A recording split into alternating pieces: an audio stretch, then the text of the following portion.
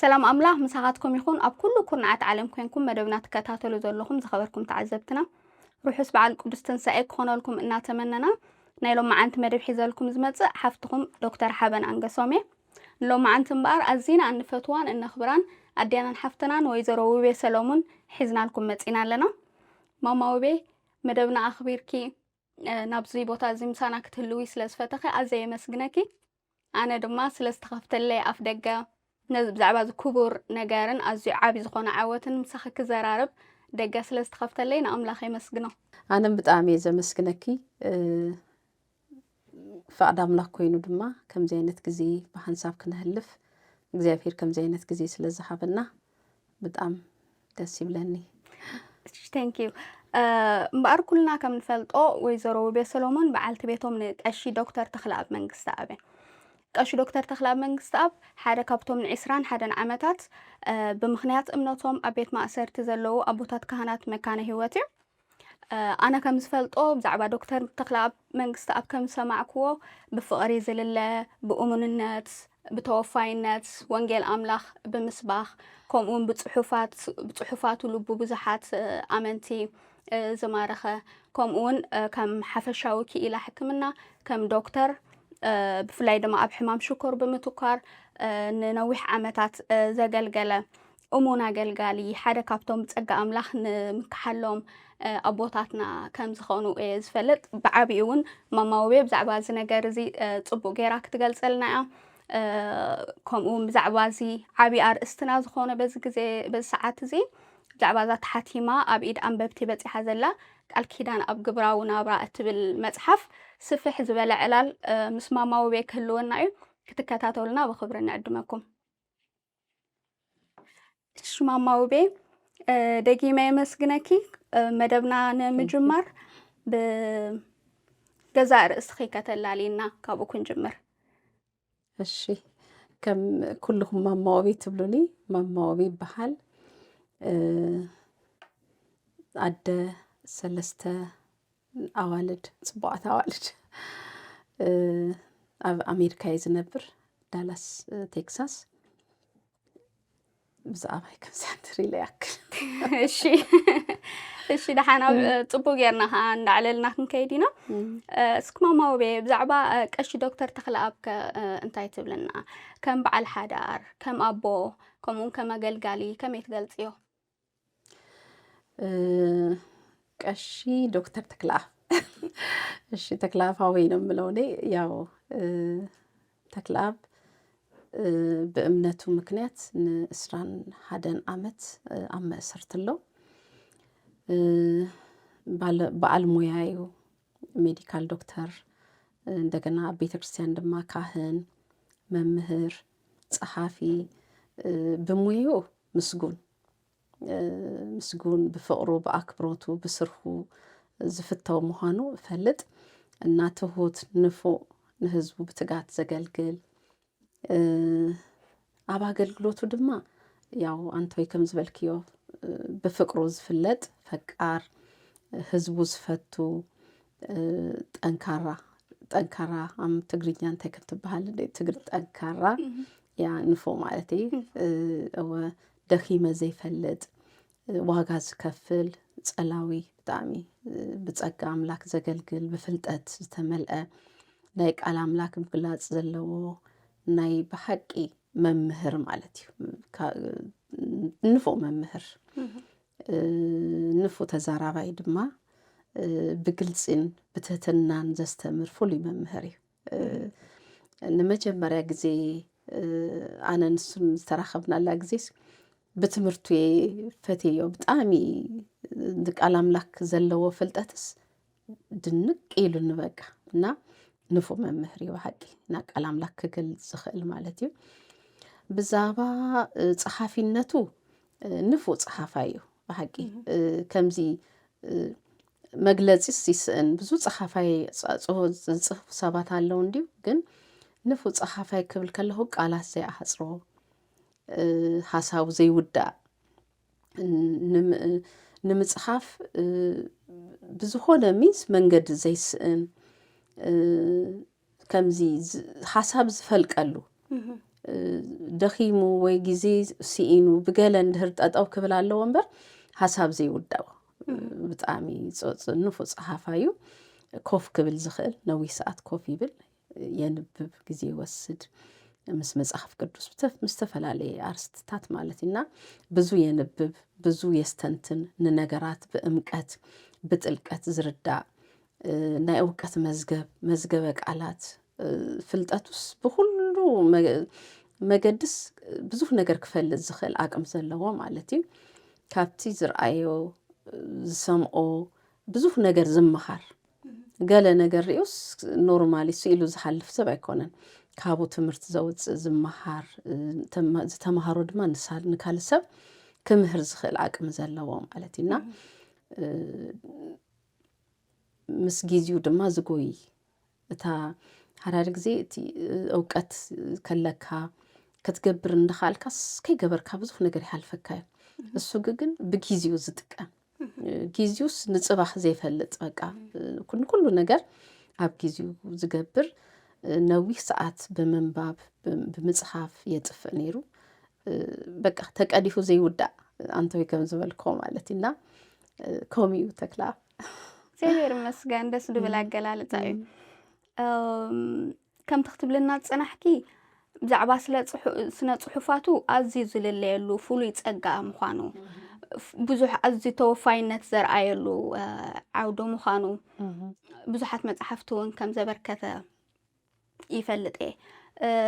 እስኪ ብዛዕባ ዶክተር ተክለኣብ ስነ ጽሑፋቱ እንታይ እዩ ኣበርኪቱ ዘሎ ስጋ ሕጂ ኣብ ሕትመት ዝበጽሓ እንታይ እየን ካብኡ ብተወሳኺ ኸኣስ ብፍሉይ ብከምዚ ዓይነት ብስነ ጽሑፋቱ ንብዙሓት ሰባት ክበጽሓሉ ዝኽኣለ ምክንያት እንታይ ይመስለኪ ኦኬ ካብቲ ተጻሒፈን ዝወፃ እታ ወንጌል ጦም ዜና ብጣዕሚ ተፈታዊት መጽሓፍ እያ ንሓድሽ ኪዳን ነተን 4 ወንጌላትስ ጽቡቅ ጌራ ከም ኮመንተሪ መጽሐፍ ተሎም ሽካል መጽሐፍ ዝድግፈካ መጽሐፍ ንጥቀመሉ ኮሙ ንጥቀመሉ መጽሐፍ እዩ ብዙ ሰብ ዝደልያ ማለት እዩ ካል ወንጌል ኣብ ዘመኑ ኣብ ዝኾነ ጊዜስ ዘይወደቐ ነቲ ዘሎ ናይ ስተት ትምህርት ጽቡቅ ጌሩ ከርኢ ዝኽእል መነጽር ዝኾነ መጽሐፍ እዩ መጽሐፍ ጥራይ ዘይኮነ ሸኣ ካሴትም ነይሩ በብዙሕ መገድስ ነቲ ህዝብስ ካብቲ ዝነበረ ናይ ስተት ትምህርት መገድስ ክምልስ ዝኽእል ሓቅታት ዝሓዘ ትምህርታት እና መጽሑፋት ነይረን ካልእ እንጀራ ህይወት ዝብል ተከታተል መጽሔት ነይረን ወርህ ዝወፃ ማለት እና 17 በጽሑ ነይሩ ብድህሪው መጽሔት ምህታም ጠጠው ኢሉ ማለት እዩ ካልእ ራእይ ትብል ንእሽተይ መጽሐፍ ነይራ ብቸርችናም በመካነ ህይወትም ዝወጽ መጽሔት ነይሩ ኣብ አስተዋጽኦ ይገብር ነይሩ ሕጂ ድማ እዚኣ ቃል ኪዳን ኣብ ግብራዊ ናብራ ወጽያ ማለት እዩ ዝሓለፈ ዓመት 2025 ጥር ወርሒ ጥርያ ወጽያ ማለት እዩ ሕጂ ድማ ሓዳሽ እዚያ ሰሙን ናብ ቤት ማህተም ኣትያላ ምልኣት ትብል ማለት እዩ هو ሳድማ ኣብዚን ወርሒ 2 ወርሒ ኣብይድና ከኣትዩ ማለት እዩ ካሉትም ጽሑፋት ነዳለው ኣለና ከም ፈቃድ አምላክ እንግዲህ እቲ ምህታም ጠጠው ዝበለሉ ጊዜ እሱ ጠጠው መጽሐፍ ጠጠው አይበለን እና ይጽሕፍ ነይሩ ይጽሕፍ ከተህተም አይትኸለን ይሃ ያው እቲ ዶክመንት ኣብ ኮምፒውተር ጸኒሁና ማለት እዩ እግዚአብሔር ይመስገን ብጣዕሚ ደስ ድብል ይብሕጅውን ብዙሕ ንመሃረሉ ነገራት ይመጽእ ምህላው ብጣዕሚ አምላኽና መስግኖ ሓደ ካብ ጽሑፋቱ ኣብቲ መጽሔት ቀሽ ዶክተር ተክለኣብ መንግስቲ ኣብ እንታይ ልገሊጹ ኣሎ ጽሑፍሲ ተጻሓፋይ ክበጽሓሉ ኣብ ዘይክእል ቦታ ናይ መብጽሕ ዓቕሚ ኣለዎ ኢሉ ነይሩሞ ልክዕ ካታ ኩነታታ ዝበላስ ኣብዛ ሰዓት እዚኣስ ነቲ ጸሓፋይ ክበጽሖ ዘይክእል ቦታን ክንበጽሖ ዘይንኽእል ቦታን ኣሎ ኣብ ሰዓት እዚ ግን ጽሑፋቱ ኸኣኒ ብብዙሕ ጻዕሪ እንዳገልገልኩም ናባና ክበጽሕ ትጽዕሩ ስለ ዘለኹም ንኣምላኽ ዜና ነመስግኖ ንዓኹም ከዓ ተመሊሱ ጸጋ ይብዛሓልኩም ንኹላትኩም ተገልግሉና ዘለኹም ርግጸኛ ብዙሕ ሰብ ከዓ ንሃረር ኢሉ ዝጽበዮን ከም ብቦን ክመሃረሉን ዝደሊ ነገር ምዃኑ ከዓ ርግፀኛ እየ ማለት እዩ እሺ ማማውቤ እምበኣር ናብቲ ቀንዲ ኣርእስትና ዝኾነ ናይ ሎም መዓንቲ ብዛዕባ እዛ መፅሓፍ ቃል ኪዳን ኣብ ግብራዊ ናብራ እትብል መፅሓፍ ክንዘራረብ ኢና ማለት እዩ ነዛ መፅሓፍ ብዛዕባ እዛ ኣርእስቲ እዚ ክንዘራረብ ምስ ተባሃሃልና ቁሩብ መፅናዕቲ ገይረ ነይረ ብዛዕባ ሓዳርን ፍትሕን መጠን ዘሎ ማለት እዩ ብዙሕ ርኤ ብዛዕባ ናይ ዓድና ወይ ኣብትናትና ሶሳይቲ ጥልቕ ኢሉ ዝተገበረ መፅናዕቲ ኣይረኸብኩን ስካዕ ሕጂ ኣብ ኣሜሪካ ስለ ዘለና ግን እቲ ብዙርያና ዘሎ ኸ ስለ ዝፀልወና ብዛዕባ ናይ ኣሜሪካ ቁሩብ ርኤ ነይረ ሓደ ባርና ግሩፕ ዝተባሃለ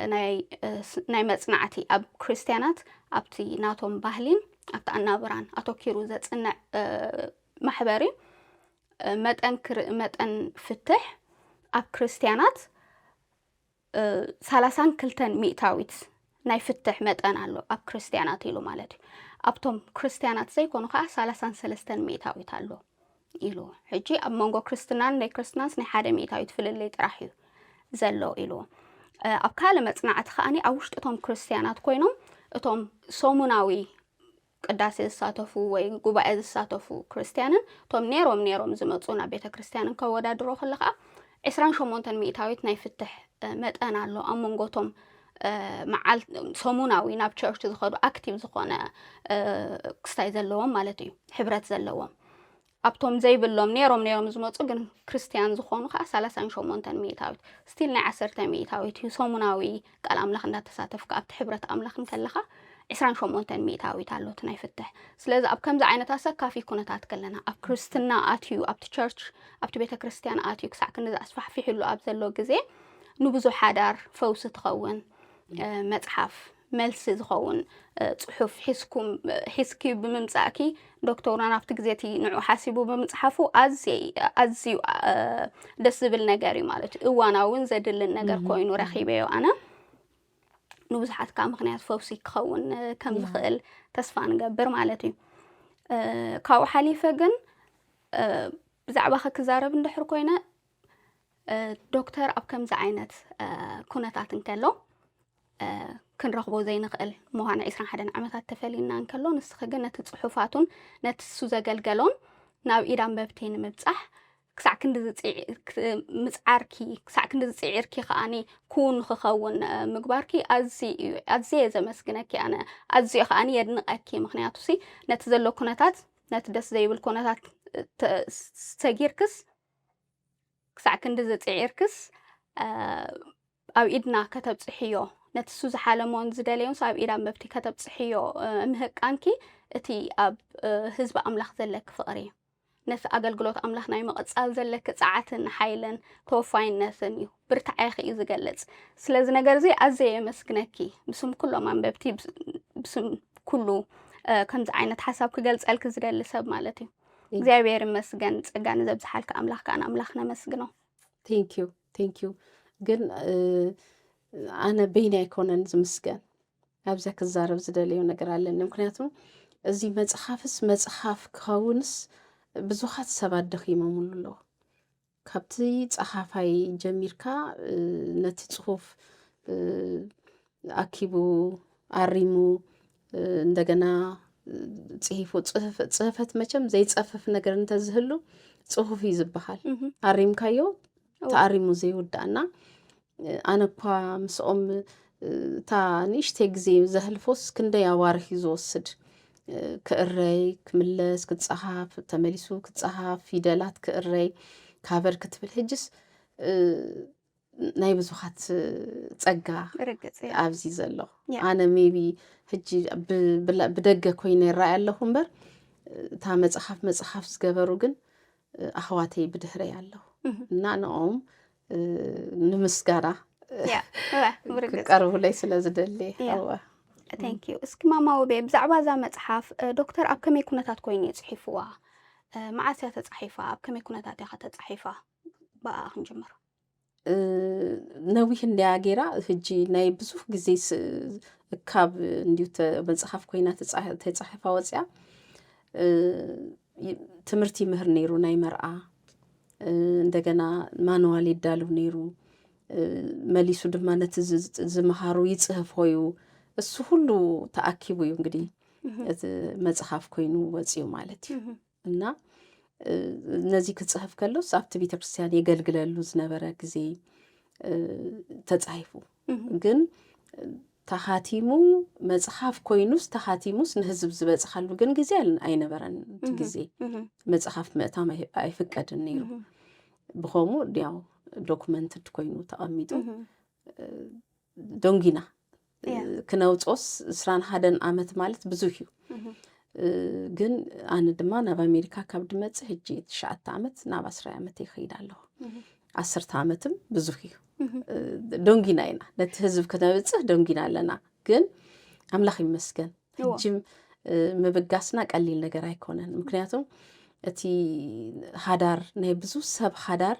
ኣብ ምንታይ ቅልውላው ከም ዘሎ ኣብ ውሽጢ ኣተየ ብዙሕ ነገር ይርኢ እንዴ ከም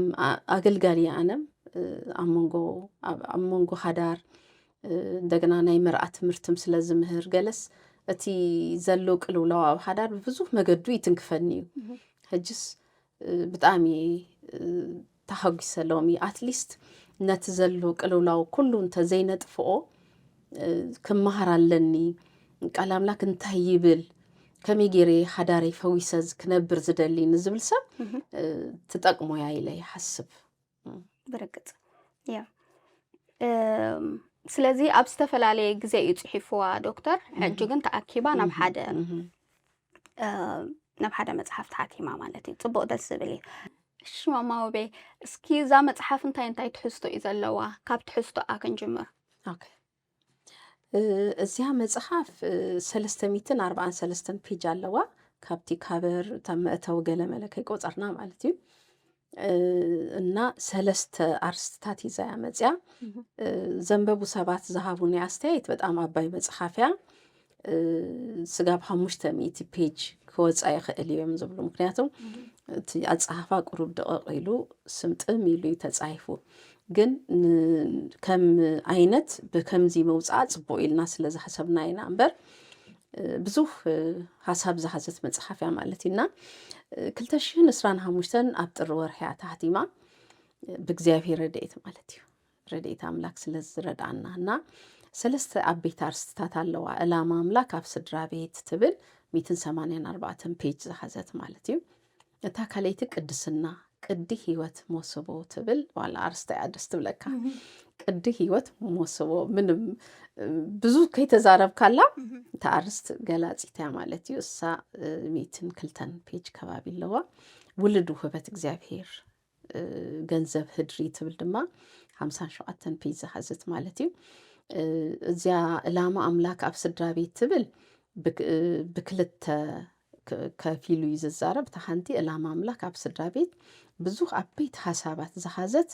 እግዚአብሔር ናይ ዕላማ ኣምላክ ምዃኑ ብግልጽ ዘረዳእና ሓሳብ ይዝብሎ ማለት እዩ እግዚአብሔር ናይ ዕላማ ኣምላክ ምዃኑ ምንም ዘጠራጥር ነገር ይብልናን ኣብ ኩሉ ናይ ህይወት ፍጥረት ኣብ ኩሉ ናይ ህይወት መገድስ እግዚአብሔር በዓላማ ይሰርሕ እና ኣብ ሓዳር ድማ እግዚአብሔር ናይ ዕላማ ኣምላክ ምዃኑ ጽቡቕ ገይሩ ዘሪና ማለት እዚ መጽሐፍ እግዚአብሔር ንፍጥረት ክፈጥር ከሎስ 5 መዓልቲ ፈጢሩ ምሽ ፍጥረት ኩሉ ፈጢሩ ታሻድሸይቲ መዓልቲ ግን ሰብ ዝፈጠረላ እና ኣብቲ ሰብ ዝተፈጠረሉ ኣዳም ዝተፈጠረሉ ግዜ ንሔዋን ድማ ካብ ኣዳም ወሲዱ ዝፈጠረሉ ዕለት ሓንቲ መዓልቲ እያ እና እግዚአብሔር 6 መዓልቲ ፍጥረት ፈጢሩ ወዲውስ እታ ሻውዒ መዓልቲ ናይ ረፍቲ መዓልቲ ገይርዋ ምሽ ሕጂ በተን ዕላማታቱ እግዚአብሔር ናይ መወዳእታ መዓልቲ ኣዳምን ሔዋንን ገይሩ ፈጢሩ ሕጂ ናይ እግዚአብሔር ዓላማ ቡ ክገልጸልና ከሎ መጽሐፍና ብክልተ መገዲ እግዚአብሔር ዕላማ ገይሩ ከመይ ገይሩ ከም ዝፈጠረ ክነግረና ከሎስ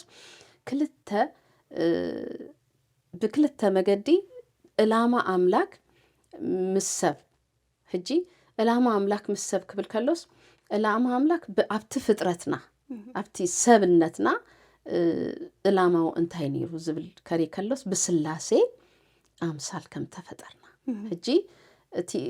እግዚአብሔር ንሰብ ኣብ ሰብ ዝገበሮ ዝዓበየ ነገር ክሪ ከለናስ ብስላሴ በቲ ናቱ መንነት ገይሩ ዲዛይን ገይሩ ከም ዝሰርሖ ሰብስ የርእየና ማለት እዩ እና እቲ ዕላማ ኣምላክ ኣብ ክልተ ከመቕሎ ከሎስ እቲ ሓንቲ ሰብ ክፍጠር ከሎስ ሰብ ሰለስተ ኣካላት ሰለስተ ነገር ዘለዎ እዩምሽ ነፍስ መንፈስ ስጋ ሕጂ ሰለስ ስላሴነትን ኣብ ውሽጡ እግዚአብሔር ገይሩ ፈጢርዎ ሰብ በቃ መሊሱ ድማ ነቲ ክልተ ዝኾነ መንነት ኣዳምን ሔዋንን ሓደ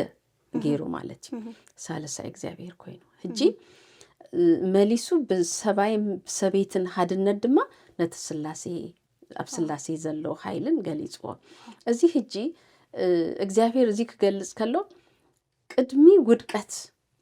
እግዚአብሔር ናይ ኪዳን ክቡርነትን ኣብ ገነት ገይርዎ ማለት እዩ ሕጂ ኪዳን ክቡር እዩ ክንብል ከለናስ ስኢልና ይኮናን ኣብ ገነት እዩ ኣብቲ እግዚአብሔር ህልውና ዘለዎ ቦታስ እግዚአብሔር ሰባይን ሰበይትን ገይሩ ፈጢርዎ እና ቅድሚ ውድቀት ናይ ኩሉ ኪዳን በኩር ኪዳን መርአይ ሓዳር እዩ ድህር ውድቀት እዩ ኩሉ ኪዳን ድህር ውድቀት እግዚአብሔር ምስ ሰብ ብብዙ ኪዳን ይሓልፍ ነይሩ ሕጂ ድህር ውድቀት ድማ ካልኣይ ዕድል ንሰብ ሂቡ ማለት እዩ ሕጂ ሰብ ምስ ወደቀ ካብ ገነት ወፂኡ ስለዚ መሊሱ እግዚአብሔር ናይ ሰብ ህይወት ሓዳር ናብ ገነት ክመልስ እቲ ዝወደቀ መንነት መሊሱ ናብ ገነት ክመልሰና ድህር ውድቀት ድማ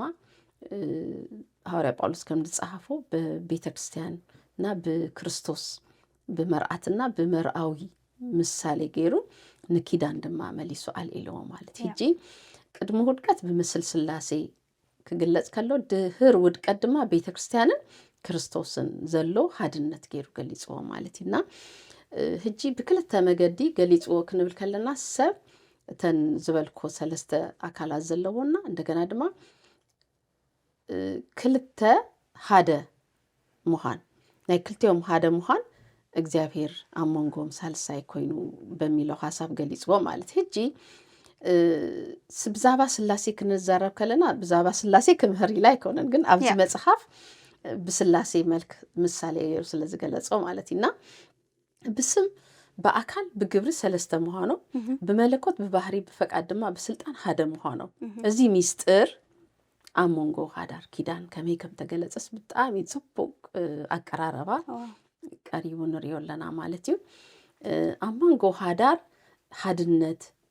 ሰለስተነት ከም ዝግለጽ ናይ ስላሴ ሓድነት ምክብባር ምግዝዛ ነንሓድ ትህትና ናይ ክርስቶስ ትህት ምባል መውራድ ሰብ ምዃን እሱ ሁሉስ ኣብቲ ናይ ስላሴ ውህደትን እንደገና ድማ በብ ኣሰራርሖም ተገሊጾም ዝተራእየ ምክብባርና ሓድነት እዩ ዘርእየና ማለትና ኣብ መንጎ ሓዳር ልክ ኣብ መንጎ ኣብን ወልድን መንፈስ ቅዱስን ዝነበረ ምቅብባል ሓድነት እሱ ኣብ መንጎ ሓዳር ድማ ህያው ኮይኑ ከም ዝግለጽ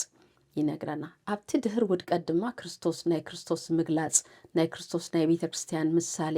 ብምጥቃም ኣብ ኤፌሶን 5 ተጠቂሱ ዘሎ ማለት እና ሐዋርያ ጳውሎስ ነዚ ክጽሕፍ ከሎስ ብሓቂ ከመይ ዓይነት መንፈሳዊ ምግላጽ ይሓትብል ኣቡ ሓዳር ከመይ ክቡር ምዃኑ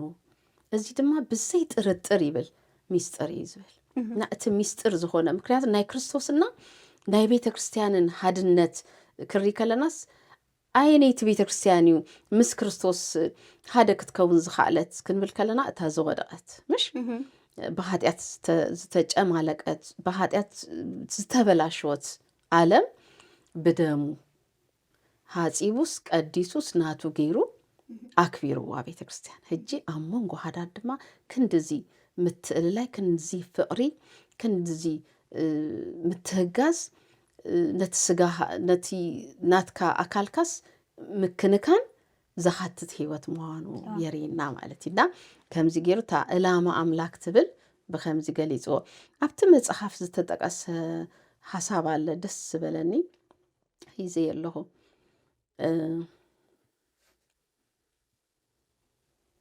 ሰብኣይ ይብል ኣብቲ መጽሓፍ ዝረኸብኮ እዩ ኣብ ውሽጢ ገዝኡ ንክርስቶስ ዝውክል ህይወት እንተዝነብሮ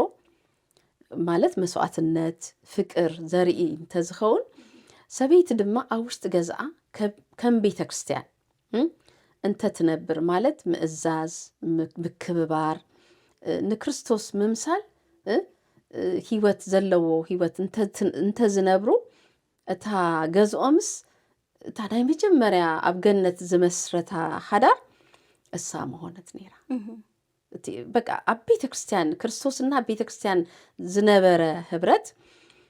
ኣብ መንጎ ሓዳር እንተ ዝህሉ ያ እሳ ብጣዕሚ ደስ ኢላትኒ ካልእ ኣብቲ መጽሓፍ ተጠቂሱ ድማ ዝረኣኽቦ ጽቡቕ ሓዳር ኣለኒ ኣብታ መጽሓፍስ ብቦክስ እንዳገበሩ በጣም ጽቡቕ ሓሳባት ካባ ዝወሰድኩዋይ ጽቡቕ ሓዳር ኣለኒ ክብል ዝኽእል ሰብ መለኪኡ ሓዳር ንክርስቶስ ምምሳሉ እምበር ጥጦይ ማለት ምቹ መስለኒ ናብራ ሃብቲ ውልድ ወዘተ ምህላው ኣይኮነን ሓዳር ግዜስ ነቲ ሓዳርስ በቲ ዘለና ትህስቶ ንምዝኖ ኢና እሱ ኣይኮነን እቲ በቃ እግዚአብሔር ዝከብረሉ ጽቡቕ ሓዳር ኣለኒ ዝብል ሰብ ኣብ ውሽጢ ሓዳሩ ንክርስቶስ ምምሳል ዘለዎ ህይወት ዝነብር እንደር ኮይኑ እዩ ጽቡቕ ሓዳር ኣለኒ ዝክብል ዝኽእል ዝብል ሓሳብ ርእያ ነይረ እሺ ጽቡቕ ደስ ድብል ኣገላለጻ እግዚአብሔር ይመስገን ገና ሓደ ክፋል ጥራሕ ኢና ገሊጽና ዘለና ብድሕሪኡ ዝቕጽል ቅድስና ዝብል እዩ ካልኣይ ክፋል ያ እሺ ኣብትያ አንተይ ኣብዚያ ዝገለጽኳ ናይ ቤተ ክርስቲያንና ናይ ክርስቶስ እንትን ክልተ ነገር ዝረሳዕኽዎ ክውስኽ ነቤተ ክርስቲያን ናይ ምምሳል ሓላፊነት ክትገብር ንክርስቶስ ኩሉ ግዜ ኣብ ቅድሚኻ እንተ ትገብሮ ቤተ ክርስቲያን ነቲ ዝፈትወቶ ጎይታ ከም ተኣዘዘቶ ከም ዘክበረቶ ብፍተዋ ከምዚ እንተ ትገብር ሓዳሮም ገነት ምኾነ ኣባ ተጻሒፋላ ካልኣይ ድማ ሰብኣይ ኣብታ ሓዳሩ ክርስቶስ ኣብዚ ኣነ ዘለኽዎ ቦታ እንተ ዝህሉ እንታይ ምገበረ ኢሉ ንበዓል ቤቱ ከመይ ገይሩ መፍቀራ መክበራ ምንድነው ምታከናከና ሕጅስ ኩሉ ግዜ ንክርስቶስ ማእከል ዝገበረ ህይወት ኣምላካዊ መንነት ዝግለጸሉ ገዛ ማለት እዩ ኣብታ ቅድሚክ ናይታ ካልኣይ ክፋል ናይታ መጽሓፍ መኻድና ኣብታ ናይ ቀዳማይ ክፋል ካልአይቲ ሓሳብ ኣላ እታ ምድግጋፍ ትብል ብጣዕሚ ብዙሕ ኣርስታት ዝሓዘት 17 ኣርስታት እያ ሒዛ እታ ምድግጋፍ ማለት ኣብታ ናይ እግዚአብሔር ዕላማ ትብል ተኣቱ ማለት እዩ እና ምድግጋፍ ጥበብ እውት መውስዋ እያ ትብል 17 ነጥብታት ይዛላ እተን 17 ነጥብታት በብሓደ መጽሓፍ ኮይነን እንተዝጸሓፋ በጣም ዓበይቲ ሓሳባት ዝሓዛ ኣብቲ መዓልታዊ ናይ ሓዳር ናብራስ በቃ ዝጠቅመና ሓሳባት ዝሓዘ ሓሳብ ኣለዎ ማልታ ምድግጋፍ ትብል ብፍላይና ኣርስ ዝሓዘት ክኸውን ከሎ ብጣዕሚ ኣገደስቲ ነጥብታት ተገሊጾም ኣብኡ ንርኢ ማለት እዩ ምድግጋፍ ከምቲ ኩልና ንፈልጦ ኣብ ዘፍጥረት 2:18 ሰብኣይ በይኑ ክኸውን ጽቡቕ ኣይኮነን ኢሉ ምሽ ጎይታ ንኡ እትበቂ ደጋፊት ክገብረሉ ኢሉ ግን እሳስ በቲ ሓደ ወገን ጥራይ ኣይኮነን ክነንብቦ ንወዲ ጥራይ ኣይኮነን ደጋፊ ዘድልዮ ማለት እዩ ንጓልም ደጋፊ ስለ ዘድልያ ሕጂ እቲ ናይ ምድግጋፍ ባህሪስ ብክልተ ወገን ከም ዘሎ ጽቡቕ ጌራታ መጽሓፍ ትገልጽ ማለት እዩ ኣብ ሓዳር ክንድገፍ ጥራይ ዘይኮነ ንኣቱ ክንድግፍም ክንኣቱ ከም ዘለና ብጣዕሚ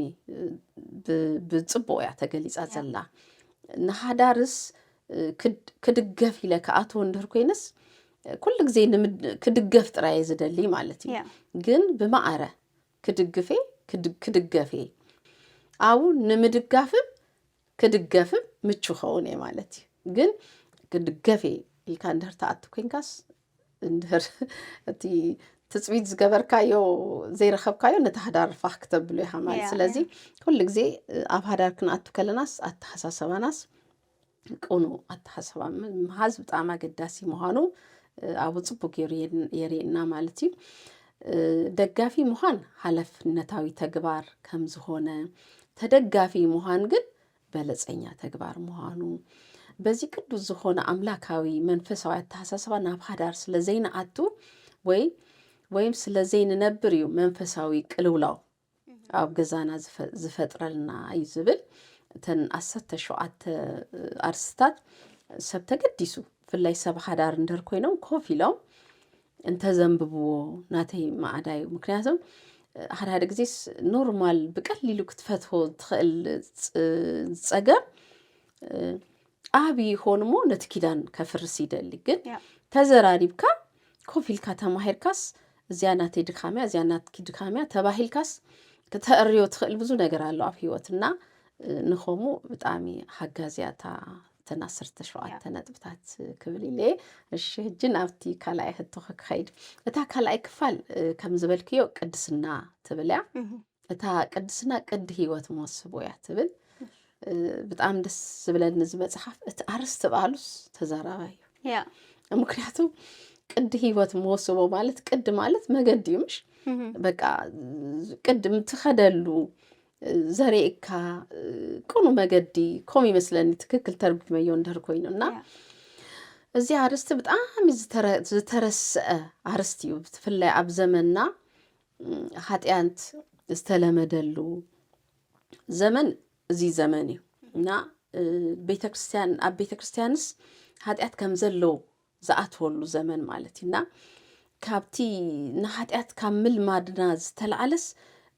ኃጢአት ከም ኖርማል ዝረኣየሉ ዘመን እዚ ዘመን እዩና ብዛባ ቅድስና በጣም ጽቡቅ ጌራ ትምህረና እቲ ውድቀት ተሪእና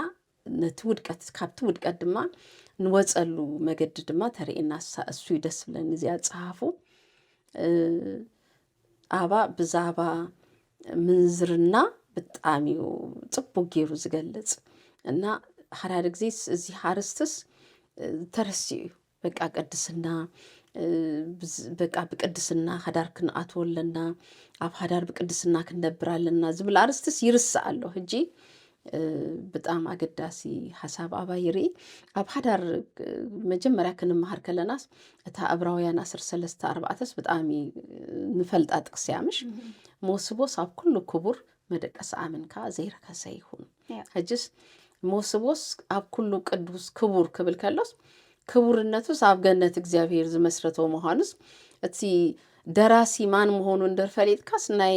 ሓዳር ክቡርነት ክርዳእካስ ብግዲ ቅዱስ አምላክ ዝሃንደሶ ኪዳን እና እቲ ኪዳን ድማ ኣብ ገነት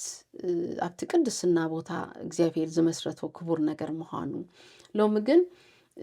ዓለም ብዙሕ ነገር እንዳትጸለወና ዘላ ሕጂ ኣብ ቤተክርስቲያን እቲ አንቶይ ትህብና ዝነበርኪ ጸብጻብስ በጣም የሰንብደካ እንጅስ ካብ ዓለምስ ሓንቲ ነጥቢና ተፈላሊና ሕጂስ በጣም ይዘሰክፈካ ቤተክርስቲያንስ ዓለም ዲያ የብለካ ምክንያቱም በብዙሕ ቅድስና ኪዳን ነባሪ ኪዳን ምስክርነት ዘለዎ ሓዳር ፍቅር ዝመልኦ ሓዳር ምቅብባል ብዙሕ ምስክርነት ኣብ ቤተክርስቲያን ክህሉ ነይርዎ ግን ጠፊዩ እቲ ህይወትና ዓለማዊ ህይወት ነነብር ኣለና ማለት ምንም ፍልሊ የሌለው ማለት ኣብ ደገ ትሪዮ ዓለማዊ ሓዳር ምንም ካብስ ዘይፍለይ ፍርሃት አምላክ ዘይብሉ ምክብባር ዘይብሉ ንናሃድርካ ምትላይ ዘይብሉ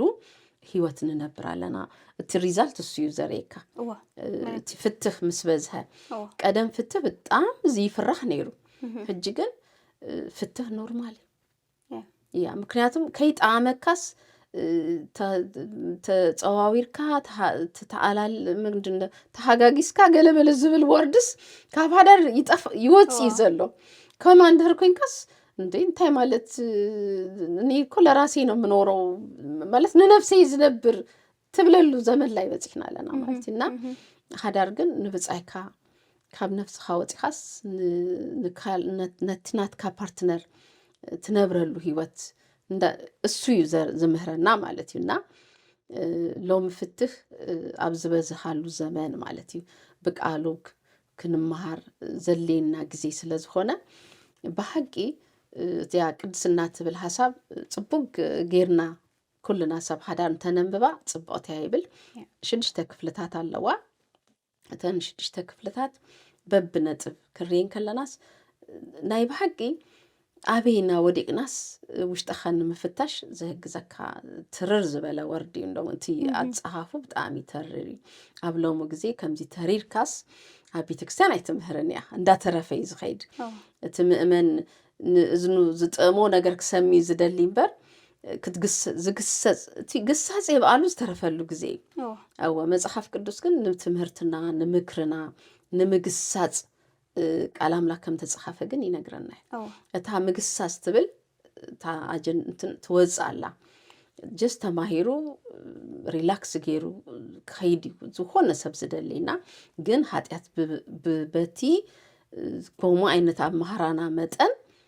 ኃጢአት ድማ ንቤተ ክርስቲያን እንዳወረሰ ይመጻሉ ማለት ነው ኃጢአት ድማ ንቤተ ክርስቲያን ደርወሪሶ ኪዳንም ይዝፈርስ ደቅኻም ትስእኖም ማለትና እተን 6 ነጥብታት ምስራአና ናሓዳር ይሁን ንጎይታ ክንቅደስ ከም ዝግባአና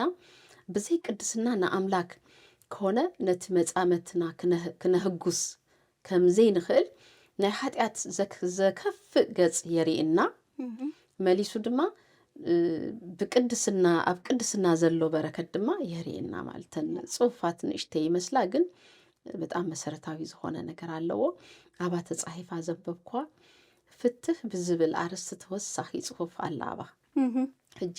ነታ ፍትህ ትብል ነባሪ ምንዝርና ዝብል አብታጎና ተጻሒፋላ በጣም ተከብደ እና ዝብል ጽቡቅ ጌራት ተጻሒፋ ሪእያና ፍትህ ነባሪ ምንዝርና መሆኑ ኩልና እንፈልጦ ዲና ክብል ከለውስ ቃል አምላክ ምንም ግን በኸምዚ መልክ ግን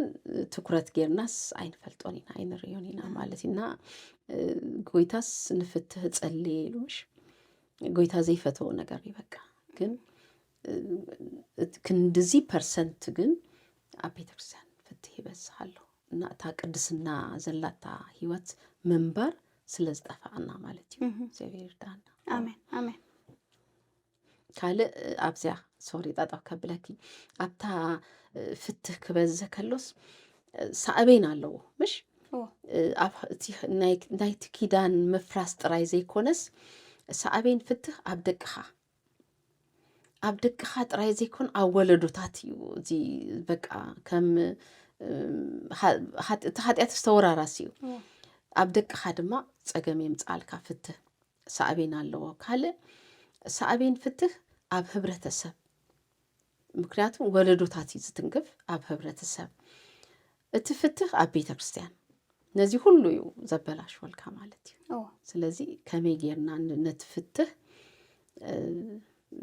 በሐቀኛ መሰረታዊ ዝኾነ ቃል አምላክ በመምሃርን ከብዚ አይነት ጽሑፋት በመውጽእ ምን ጣጣው እንኳን ክነብሎን ዘይንኽል ግን አትሊስት ፐርሰንቴጅስ ከጎድላለው ናይ ፍትህ ከቢድ መሆኑስ ክንምህር ይግባና ማለት እዩ